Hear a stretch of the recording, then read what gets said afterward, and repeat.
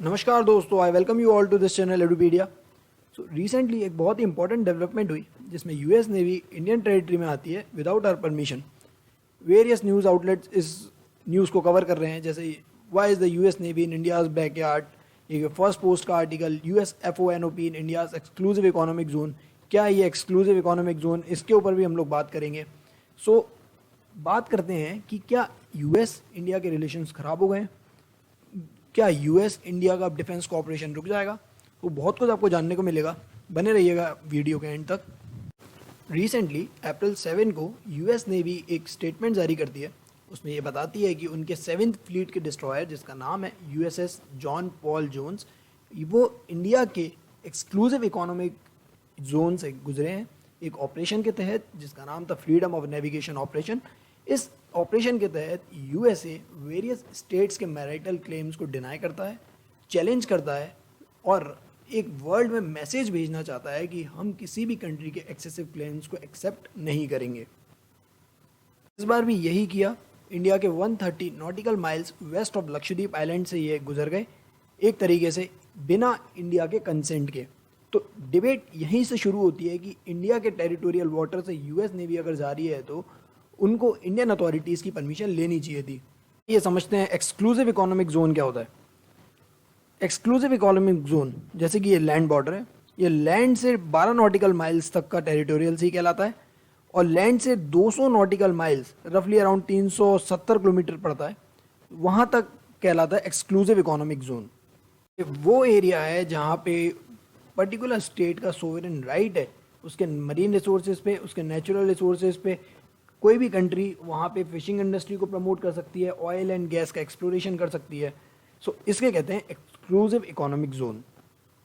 जैसे कि आप यहाँ देख पा रहे हैं कि इंडिया का एक्सक्लूसिव इकोनॉमिक जोन गुजरात से शुरू होता है, लक्षद्वीप आइलैंड को कवर करता है और ऑल टुगेदर होता हुआ वेस्ट बंगाल तक जाता है। ऐसे ही वेरियस कंट्रीज़ का एक्सक्लूसिव इकोनॉमिक जोन डिफाइंड है।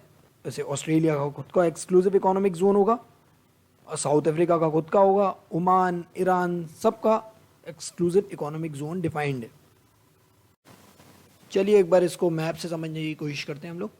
तो ये है हमारा प्यारा भारत, ये है पाकिस्तान, ये है नेपाल, ये है बांग्लादेश, ये देखिएगा अपन को श्रीलंका। श्रीलंका के वेस्ट में अगर हम जाएंगे, अगर हम थोड़ा जूम इन करें, लक्षद्वीप आइलैंड्स, ये हैं लक्षद्वीप आइलैंड्स। आपको ग्रुप ऑफ आइलैंड्स दिखेंगे, ये है ग्रुप ऑफ आइलैंड्स, इनको कहते हैं लक्षद्वीप आइलैंड्स। तो इनके 130 नॉटिकल माइल्स वेस्ट से होके यूएसएस का डिस्ट्रॉयर पॉल जोन्स निकल जाता है। उसके बाद ये सारी डिबेट शुरू हो जाती है। वन मोर थिंग, इस कन्वेंशन में कहीं भी ये नहीं लिखा कि अगर कोई फॉरेन वॉरशिप किसी के ईईजेड से गुजरेगी तो उसको परमिशन लेना ज़रूरी है। इस कन्वेंशन में कहीं ऐसा नहीं लिखा था।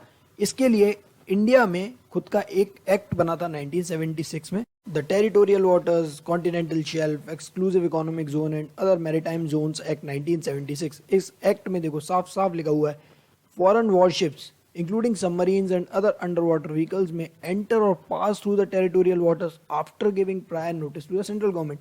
ये सेंट्रल गवर्नमेंट को पावर देता है कि they should stop any foreign warship from entering into Indian territory.